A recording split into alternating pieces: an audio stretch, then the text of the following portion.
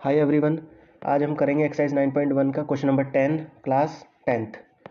Question क्या है? Two poles of equal height are standing opposite each other on the either side of the road.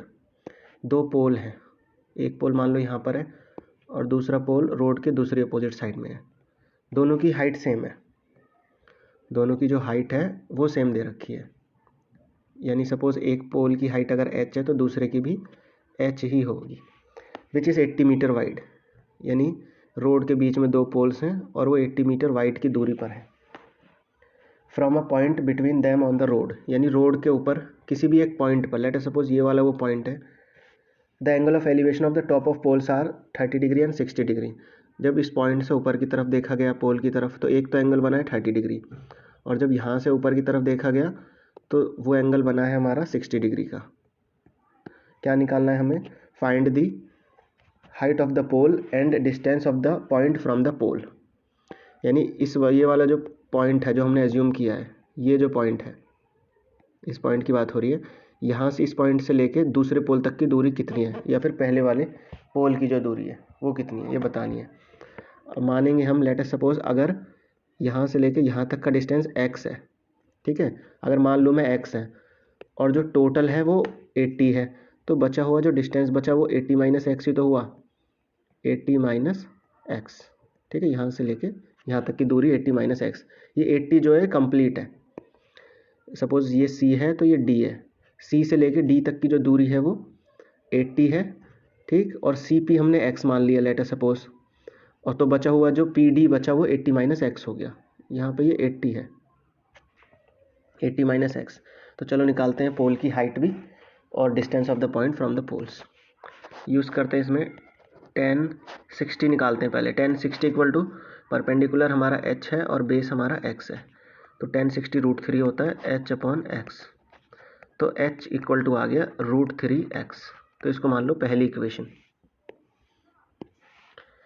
इसके बाद 10 30 निकालते हैं। 10 30 is equals to h upon 80 minus x, ठीक है। अब 10 30 होता क्या है हमारा, 1 upon √3, 1 upon √3 equal to h upon 80 minus x. अब यहाँ इसे क्रॉस मल्टीप्लाई करते हैं तो 80 माइनस एक्स की 1 में हुई तो 80 माइनस एक्स ही रहा, और ये √3h हो गया, √3 और h, ये इसकी इसमें मल्टीप्लाई हुई। जब यहाँ से इधर देखो। अब आगे करते हैं।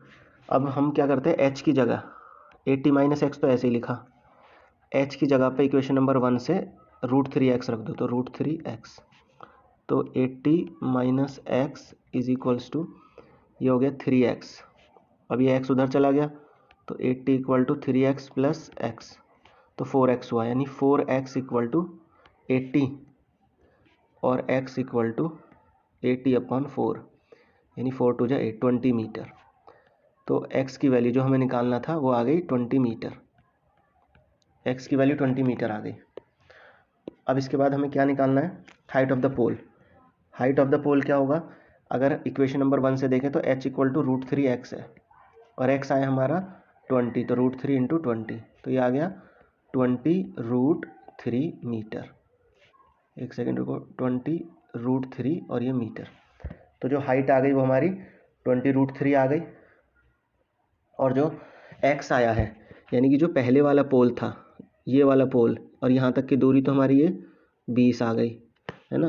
और टोटल 80 थी, तो इस वाले पॉइंट से लेके जो PD हुआ, मैं ऊपर लिख देता हूँ यहाँ पे, यानी जो CP आया हमारा वो तो हो गया 20, और जो PD बचा, PD हो गया 80 में से 20 गए तो क्या बचा 60, और ये दोनों ही मीटर में है, तो हमें यही निकालना था। ये हमारा आंसर आ गया।